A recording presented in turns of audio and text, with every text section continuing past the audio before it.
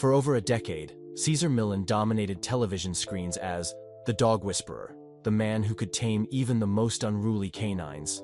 His signature calm, assertive energy made him a household name and a trusted authority for dog owners worldwide. But today, explosive revelations from his ex-wife have sent shockwaves through his fan base and threatened to permanently tarnish his carefully crafted image. What happens when the man who claimed to understand the animal world better than anyone fails to navigate his own human relationships? As details emerge about alleged control, manipulation, and betrayal, we're forced to ask, was the dog whisperer's perfect life all an illusion? Part 1. The perfect image shattered. For years, Cesar Millan presented himself as the ultimate family man, balancing his skyrocketing career with what appeared to be a picture-perfect home life. His marriage seemed stable, his connection with his children unshakable, and his professional success unstoppable. But behind closed doors, a very different reality was unfolding. According to sources close to his ex-wife, the marriage was crumbling under the pressure of Milan's growing fame and the demands of maintaining his public persona. These tensions, carefully hidden from public view, would eventually explode in a messy divorce that left both parties emotionally devastated. The struggle isn't surviving in the streets, Milan once admitted in a candid interview after his divorce. Struggles begin when I try to play a mature game such as being married, being in a relationship, being a businessman, and meeting more people who are not in the moral code of honesty and loyalty. The divorce was only the beginning of Milan's troubles. As his marriage ended, his business empire began to crumble as well. In a shocking betrayal, Milan discovered that his business partners were maneuvering to take control of his brand, including rights to his name and the very title that made him famous. "This is when I learned about Hollywood and the legal way to be dishonest," Cesar revealed in a rare interview. "It was about ownership. I was supposed to be 50-50, but when it was time to honor that, they said it wasn't on paper. I'm a man of my word, and I was playing the game, but legally they were not playing it, and spiritually it was obviously not." Part 2. The ex-wife's claims. After years of silence, Milan's ex-wife has finally spoken out, and her account paints a troubling picture of their life together. According to sources familiar with her statements, she describes a relationship marked by controlling behavior and emotional manipulation. She alleges that as Milan's fame grew, so did his need to control every aspect of their lives. From dictating her appearance to monitoring her social activities, she claims Milan became increasingly demanding and isolated her from friends and family who might question his authority. "The irony wasn't lost on me," she reportedly told a close friend. "The man who taught millions about balanced energy and calm leadership couldn't apply those same principles in his own home." Former staff members who worked closely with the couple have corroborated some of these claims, describing instances where Milan's public persona differed dramatically from his private behavior. One former employee, speaking on condition of anonymity, recalled, "There were two Cesars, the charming, wise teacher you saw on TV, and the controlling, anxious person who appeared when the cameras stopped rolling." Milan's representatives have vehemently denied these allegations, stating that they represent a distorted version of events designed to damage Mr. Milan's reputation and extract additional financial compensation. Part 3. The legal battle intensifies. The divorce proceedings quickly turned contentious, with both parties leveling serious accusations. Milan's ex-wife sought substantial alimony and child support, arguing that she had been instrumental in building his brand and deserved to share in its success. Milan's legal team countered that she was attempting to capitalize on his fame and leverage public sympathy to secure an unfair settlement. The battle played out both in courtrooms and in the court of public opinion, with supporters on both sides passionately defending their chosen party. Adding to Milan's woes, legal issues began to mount from other directions. A lawsuit emerged alleging that his dog Junior had attacked a young woman named Lydia Mattis, seriously injuring her leg and ending her promising gymnastics career. According to court documents, Mattis claimed the dog repeatedly bit her on the legs, causing deep puncture wounds and lacerations. Even more shocking, the lawsuit alleged that Junior had a history of violence, having supposedly mauled one of Queen Latifah's dogs to death, an incident Milan allegedly covered up by telling the celebrity that a car had killed her pet.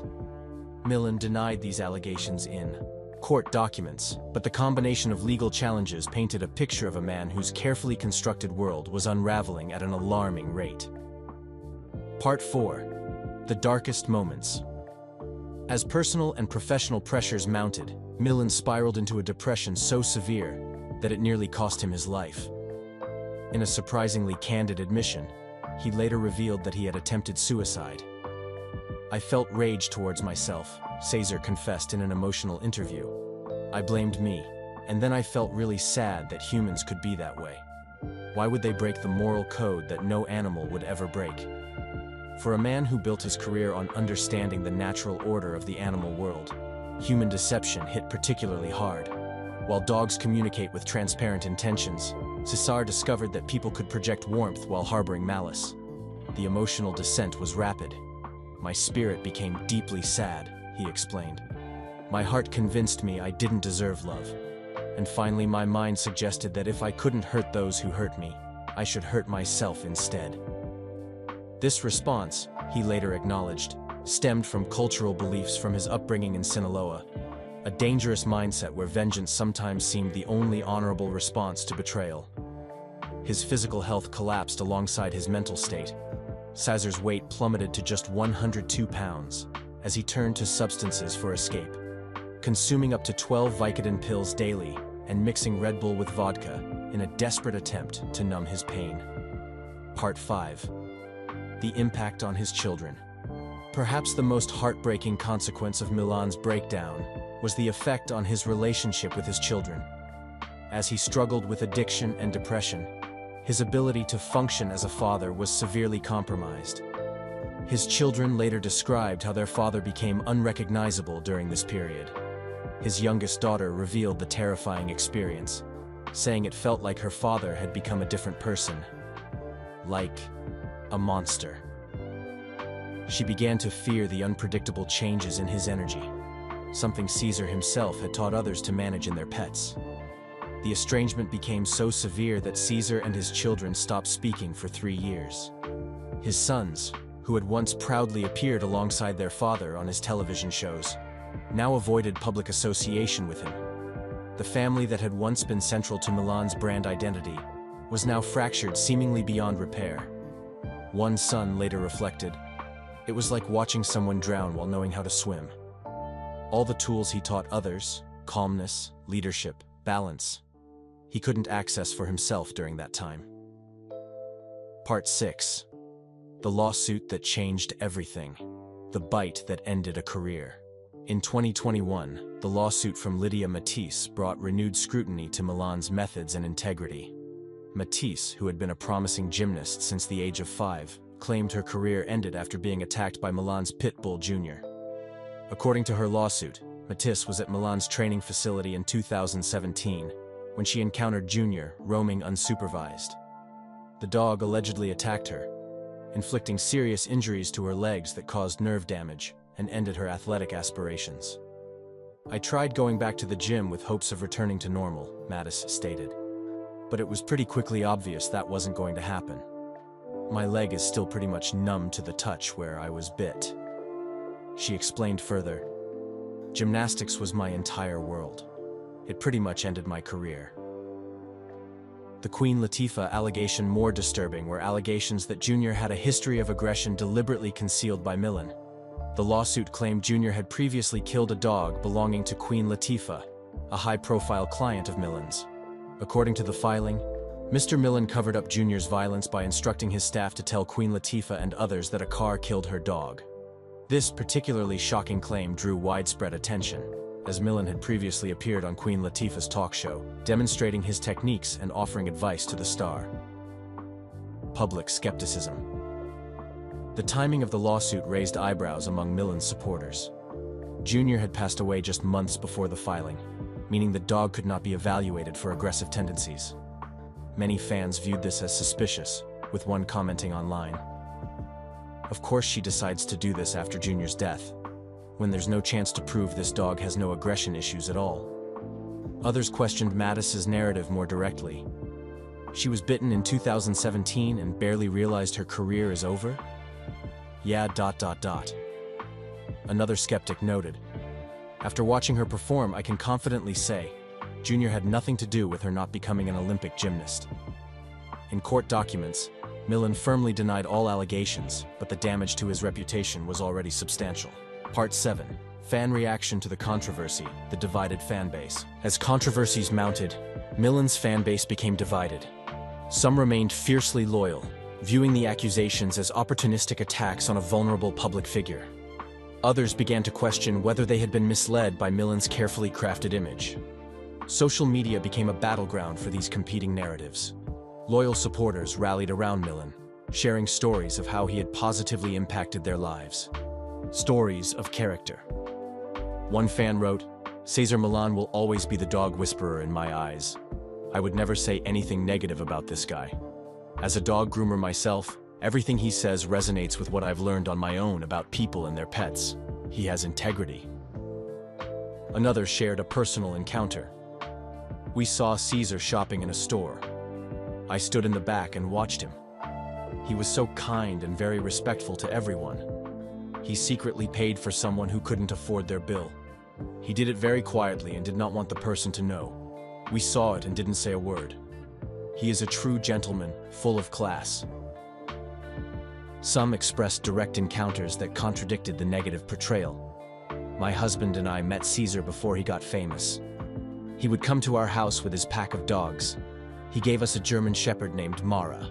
We became friends, then we moved away and lost contact. He is such a nice person." Defending against perceived injustice. Many fans expressed anger at those they perceived as taking advantage of Milan. "I feel anger at the thought of anyone ripping Cesar off, stressing him out, and leaving him feeling hopeless.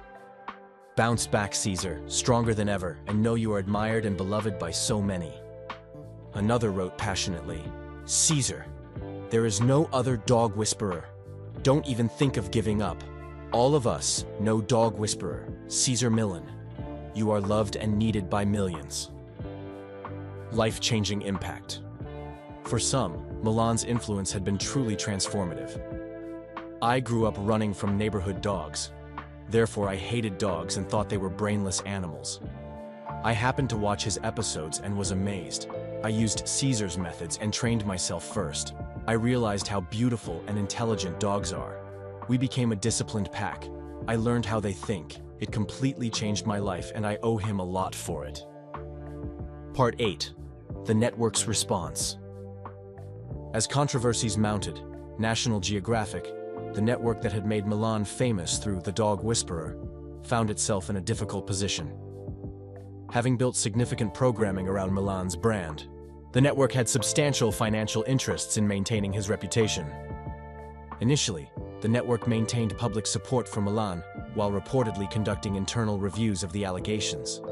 However, as more details emerged about the business disputes between Milan and his partners, the relationship became strained. The network seemingly leaving Cesar fighting for the rights even to his own personal name, after he had provided them with a decade's worth of top-rated programming, all tied to his impressive personality, is National Geographic, one commentator noted. Behind the scenes, negotiations broke down over the rights to the Dog Whisperer brand and Milan's personal name in professional contexts. According to sources familiar with the situation, Milan felt betrayed by executives he had considered allies, if not friends. "I had no idea that Cesar had the moniker of Dog Whisperer stolen by corporate thieves," one fan commented upon learning of the dispute. "He will always be the Dog Whisperer. His story is so inspiring to me." Part 9. The road to recovery.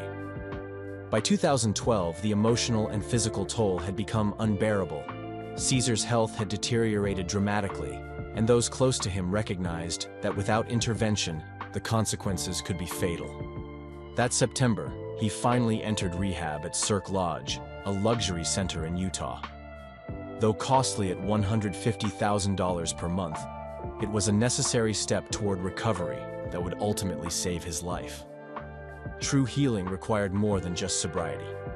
It demanded a complete recalibration of his outlook on business, relationships, and self-worth. The man who had spent his career teaching others to maintain balanced energy now had to apply those principles to his own life in the most challenging circumstances. When you face true challenges, Cesar reflected, they either destroy you or refine you. They sharpen your awareness of what truly matters. Most crucially, Cesar refused to become bitter, a choice that many in his position would find impossible.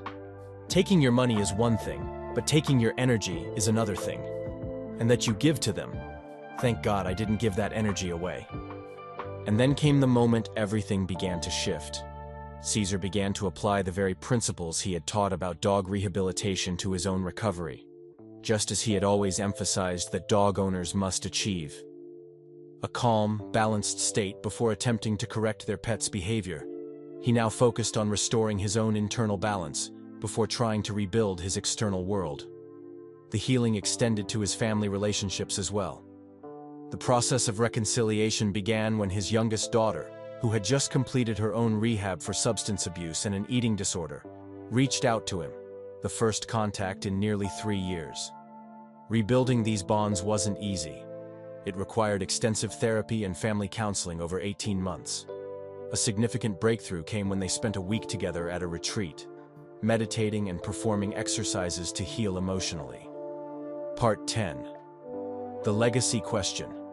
Today, as Cesar Millan attempts to rebuild his life and career, the question of his legacy remains uncertain.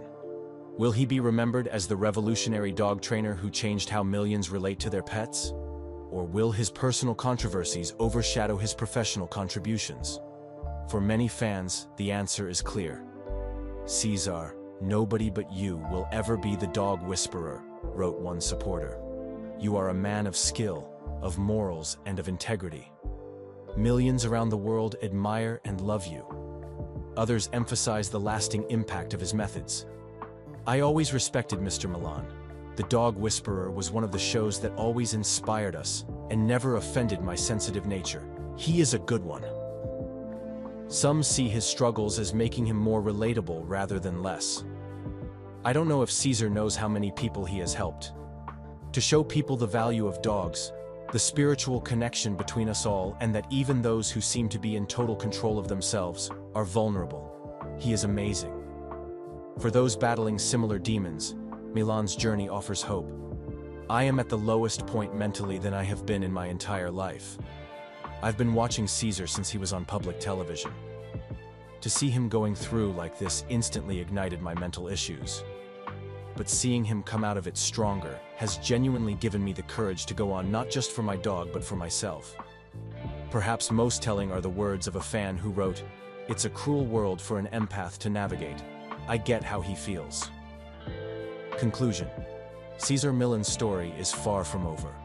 As he continues to navigate the aftermath of divorce, legal challenges, and personal transformation, the full truth of what happened behind closed doors may never be fully known. What seems clear is that the man who taught millions about balance, boundaries, and pack leadership found himself struggling with these very concepts in his human relationships. The principles that made him effective with dogs proved more difficult to apply to the complex, often contradictory world of human emotions and motivations. As one commentator noted, "He's so likable. I think it's because he wears his heart on his sleeve. He speaks from the heart." Whether that heart has been fairly or unfairly portrayed in the wake of his divorce remains a subject of heated debate. What's undeniable is that Milan's journey, from Mexican immigrant to global celebrity to a man fighting for his reputation and peace of mind, contains lessons about fame, resilience, and the challenging path of redemption that transcend the world of dog training. As Milan himself has said, you learn to be either the warrior or the victim. Through all his trials, Cesar Millan has chosen to be a warrior, not just for dogs, but for himself. And perhaps that's the real lesson. Even the most skilled guides can lose their way in unfamiliar terrain. But true redemption begins when we apply to ourselves the same patience and understanding we offer others.